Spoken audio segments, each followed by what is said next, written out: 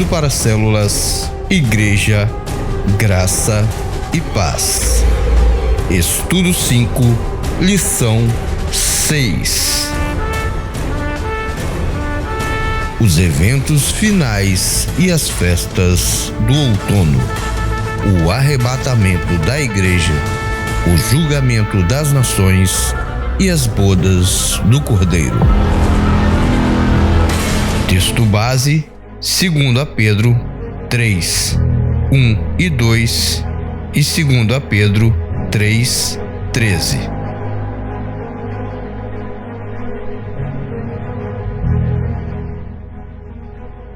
Meus queridos amigos, esta é a segunda carta que estou escrevendo a vocês.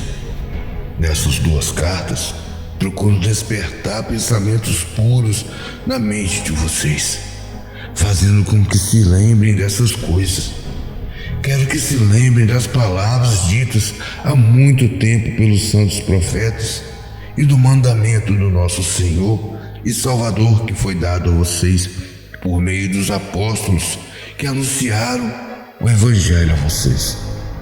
Porém, Deus prometeu e nós estamos esperando um novo céu e uma nova terra, onde tudo será feito de acordo com a vontade dele. Assim que a igreja for retirada da terra, de repente acontecerá o que diz o texto a seguir, descrito em Apocalipse 19, 1 a 10. Depois disso, ouvi no céu uma voz forte, como se fosse de uma grande multidão que dizia: Aleluia! A salvação, a glória e o poder pertencem ao nosso Deus. Os seus julgamentos são verdadeiros e justos. Ele condenou a famosa prostituta que corrompia a terra com a sua imoralidade. Deus a castigou porque ele havia matado os servos dele. E a multidão disse outra vez: Aleluia! A fumaça do incêndio da grande cidade sobe para todos sempre. Então os 24 líderes e os 4 seres vivos caíram de joelhos e adoraram a Deus, que estava sentado no trono, e disseram: Amém! Aleluia! Então veio do trono o som de uma voz que dizia: Louvem ao nosso Deus todos os seus servos, todos os que o temem, tanto as pessoas importantes como as humildes. Aí ouvi um som que parecia a voz de uma grande multidão, como o barulho de uma grande cachoeira ou como fortes trovões, que dizia: Aleluia! Pois o Senhor, nosso Deus, o Todo-Poderoso, é Rei. Fiquemos alegres e felizes. Louvemos a sua glória, porque chegou a hora da festa de casamento do Cordeiro e a noiva já se preparou para recebê-lo. A ela foi dado linho finíssimo, linho brilhante e puro para se vestir. O linho são as boas ações do povo de Deus. Então o anjo me disse: Escreva isto: felizes os que foram convidados para a festa de casamento do Cordeiro. E o anjo disse ainda: são essas as palavras de Deus. Tópico 1. Uma informação adicional sobre os corpos glorificados. Os rabinos dizem que quando Deus fez Adão e Eva, os dois tinham o corpo glorificado. Os olhos deles eram adaptados para enxergar aquele corpo celestial. Eles tinham tanta luz celestial que não havia nenhum defeito. Eles nem sabiam que estavam nus, mas no dia em que pecaram, perderam a glória celestial que os envolvia e todo aquele corpo imortal se transformou em corpo corruptível. A perda da glória celestial os fez ver aquele corpo tão diferente e então ficaram com vergonha de si quando perceberam que estavam nus. Mas Deus vai devolver novamente o corpo glorificado aos seus filhos quando da restauração de todas as coisas. Aqueles que não aceitaram segundo Adão, Jesus, ficarão lamentando porque não deram ouvidos às mensagens de salvação que por tanto tempo ecoaram no planeta. Assim como aconteceu com Jerusalém, escutarão as seguintes palavras: quantas vezes eu quis ajuntar vocês como uma galinha ajunta os seus pintinhos, mas vocês rejeitaram. Agora isso já te está encoberto. Lucas 13:34b. A igreja não precisa temer a tribulação. Nesse período, muitos irão morrer, outros não. Paulo disse o seguinte: porque se vivemos, para Adonai vivemos. Se morremos, para Adonai morremos. De sorte que, quer vivamos ou morramos, somos de Adonai. Romanos 14:8. Um registro bíblico que diz respeito à igreja estar presente na tribulação está escrito em Apocalipse 7, de 13 a 14. E um dos anciões me falou, dizendo: estes que estão vestidos de vestes brancas, quem são e de onde vieram? E eu lhe disse: Senhor, tu sabes. E ele me disse: estes são os que vieram da grande tribulação e lavaram suas vestes e as branquearam no sangue do Cordeiro. O texto afirma que eles vieram da grande tribulação. Se Jesus já tivesse arrebatado a sua igreja e se a sua vinda nas nuvens é um acontecimento único, como essas pessoas teriam chegado ao céu? Então, eu pergunto: quem os levou para lá? Será que subiram pela escada de Jacó? Para sustentar essa teoria, criaram um arrebatamento secreto. O fato de Hollywood ter gostado e acatado essa ideia já é algo um tanto duvidoso.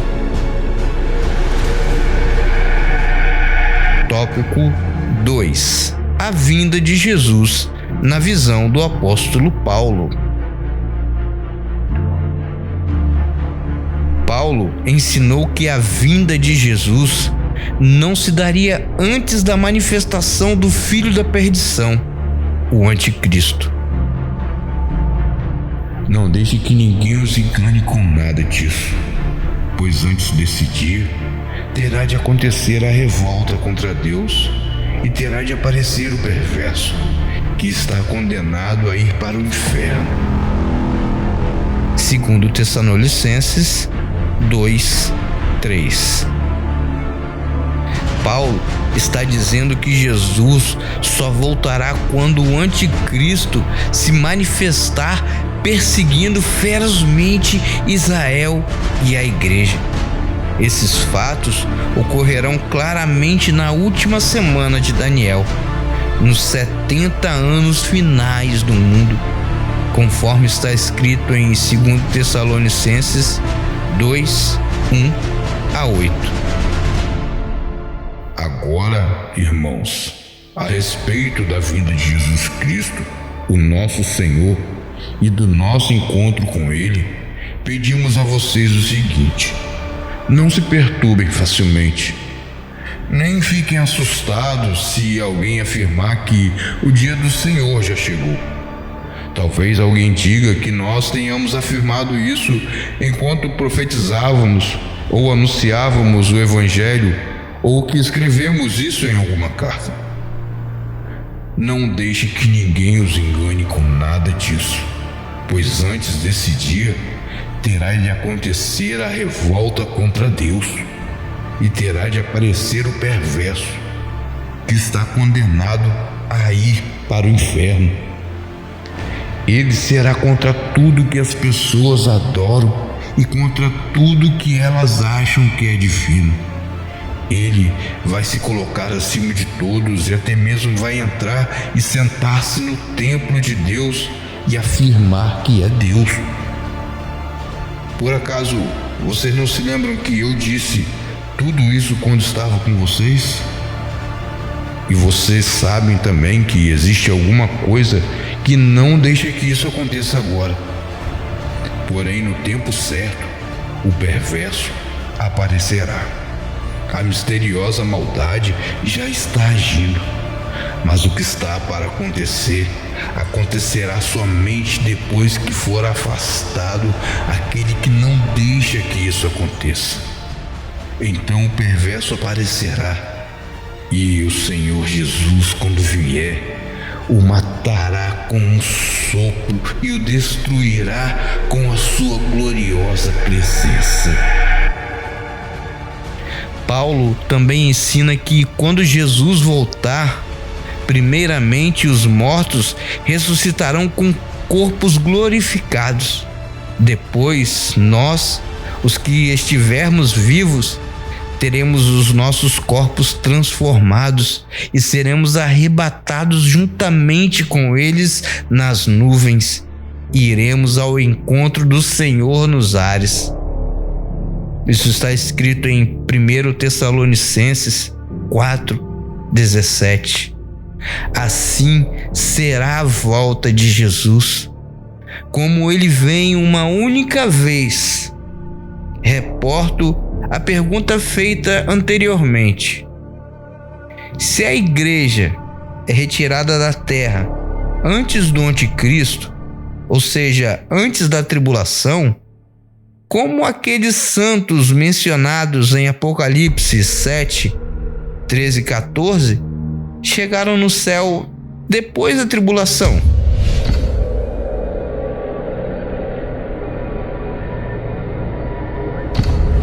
Tópico 3. Existe algum perigo espiritual em crer nesse arrebatamento secreto, que é o arrebatamento antes da tribulação? Pesquisando a este respeito, li alguns comentários e percebi que existe sim um perigo. Como na essência do ensino sobre o arrebatamento antes da tribulação, a igreja será retirada da terra antes que o anticristo surja. Isso significa que os acontecimentos que irão preceder o reino do perverso, como a marca da besta, que deverá ser algum tipo de controle totalitário, e que sem essa marca ninguém poderá comprar ou vender, o que pode ocorrer. Se de repente, amanhã, alguém disser: se você não usar este dispositivo, não poderá comprar ou vender. Aqueles que creem que a igreja será arrebatada antes da manifestação do anticristo poderão pensar: vou usar tranquilamente isso. Isso é tecnologia na veia. Não tem nada a ver com o anticristo.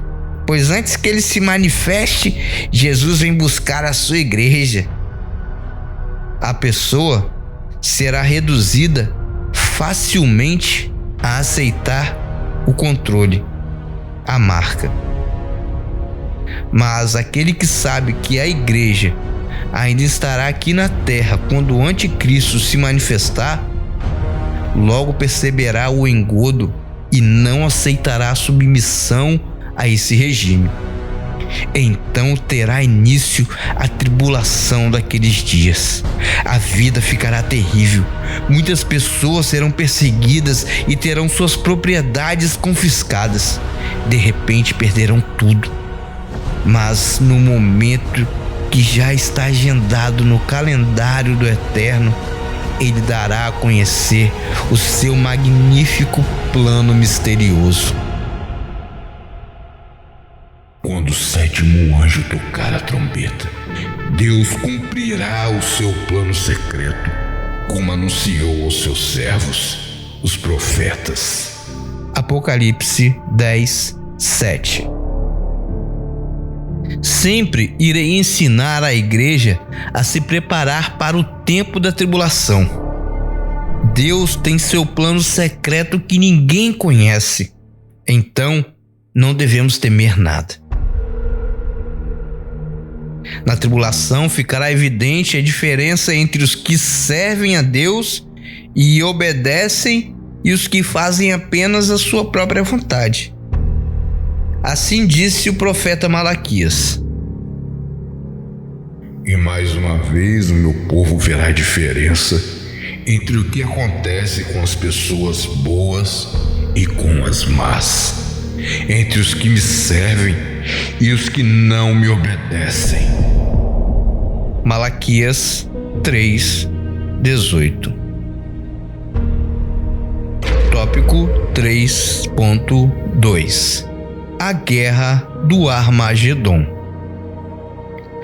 A Guerra do Armagedon será a guerra em que o anticristo e o seu profeta serão vencidos por Yeshua e lançados no lago de fogo. E a besta foi presa, e com ela o falso profeta, que diante dela fizeram sinais com que enganou os que receberam o sinal da besta e adoraram a sua imagem. Estes dois foram lançados vivos no lago de fogo que arde com enxofre, e os demais foram mortos com a espada que saía da boca do que estava sentado sobre o cavalo, e todas as aves se fartaram com as suas carnes.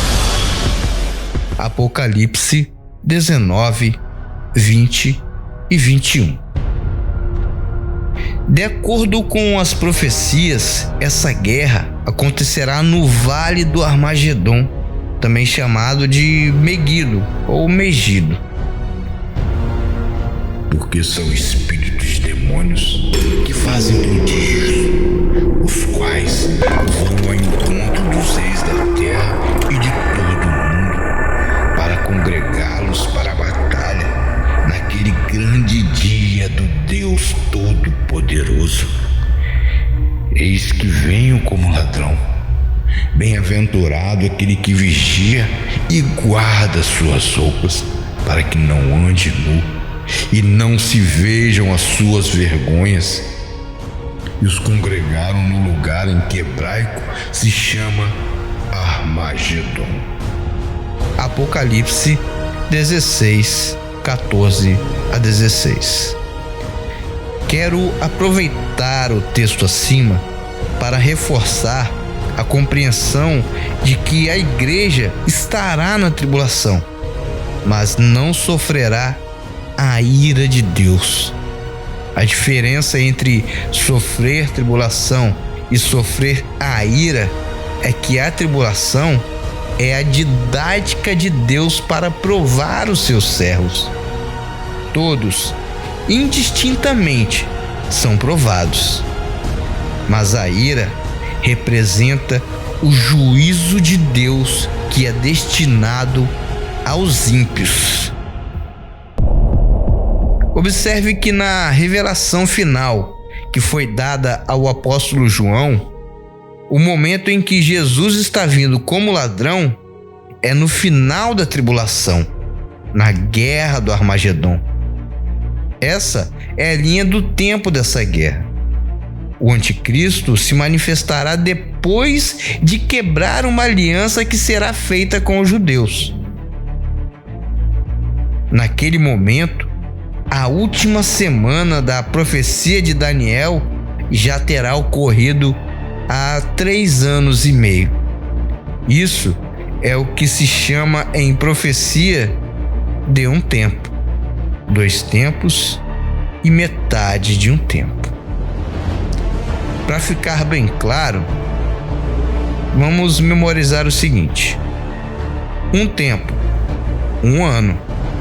2 tempos, 2 anos. Metade de um tempo, meio ano. Total, 3 anos e meio.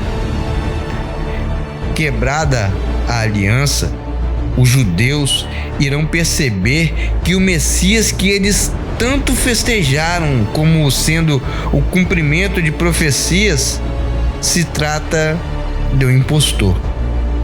Exatamente nessa hora se cumprirá outra profecia de Jesus. Eu vim em nome de meu Pai e não me aceitais. Se outro vier em seu próprio nome, a esse aceitareis. João 5:43. Naquele momento, o anticristo será o grande líder mundial e iniciará uma perseguição ferrenha contra os judeus. Haverá uma grande fuga destes para o deserto e para as cavernas, mas Deus irá guardar Israel. Então, o anticristo se voltará contra a igreja, que são os descendentes de Cristo. Essa perseguição irá causar muitos danos físicos a muitos crentes. Mas a igreja não deve temer, pois ninguém pode matar a nossa alma. E Jesus já nos alertou que pode até matar o corpo, mas a nossa alma não.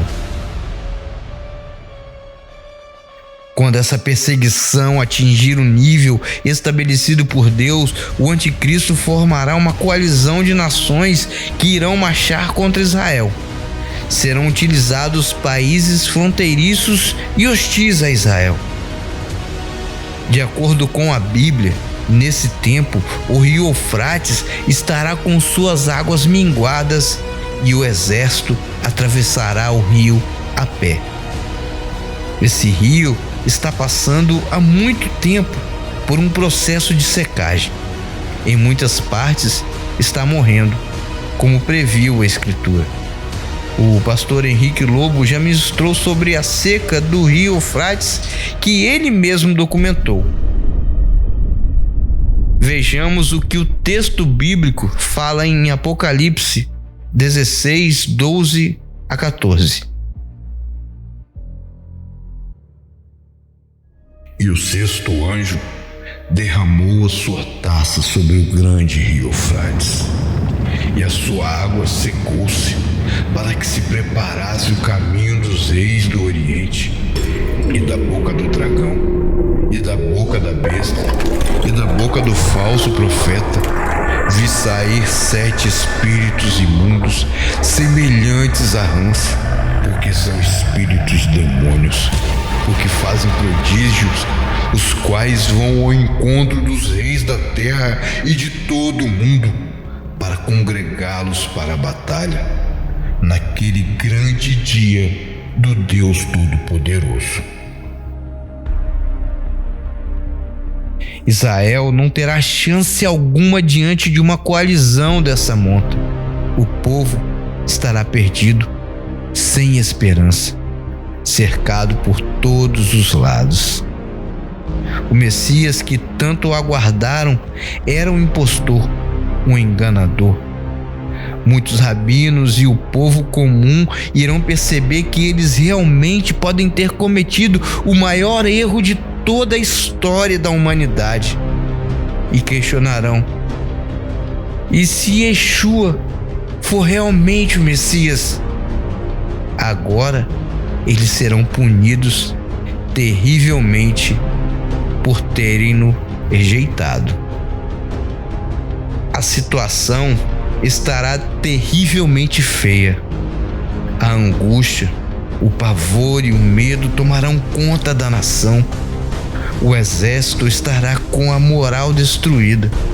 Os rabinos estarão sem credibilidade e a fé do povo em Adonai estará com as suas estruturas rompidas. Agora só existe um jeito: preparar-se para a aniquilação total da nação. Israel se encontrará novamente na mesma condição de seus antepassados quando saíram do Egito. De um lado estarão cercados pelo mar, que representa as nações da terra, e no outro estará Faraó, que representa o anticristo.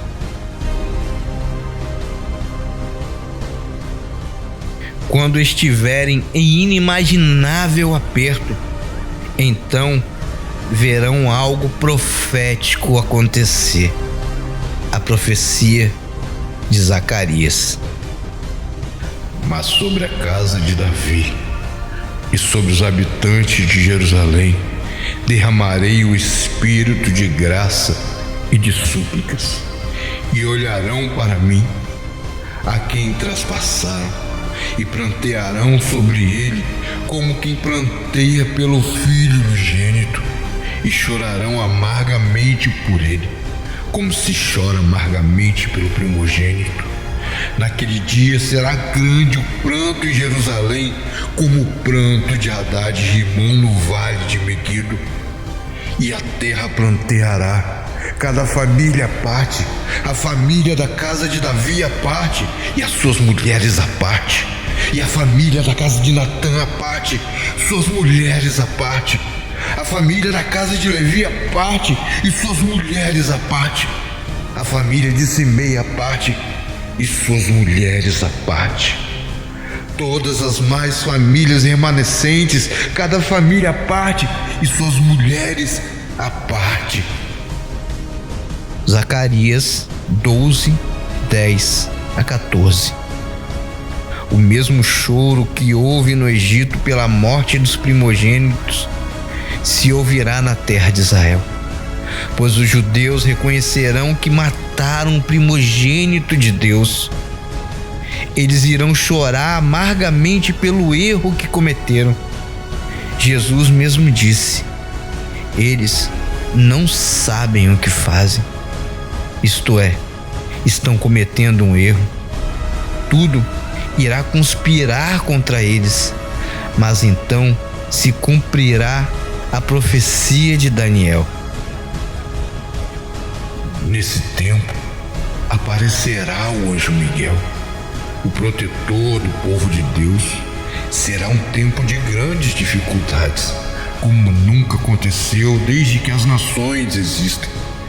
Mas nesse tempo serão salvos todos os do povo de Deus que tiverem os seus nomes escritos no livro de Deus. Daniel 12, 1. Deus abençoe a sua vida e até o nosso próximo estudo. Igreja Graça e Paz, Pastor Ney Fraga.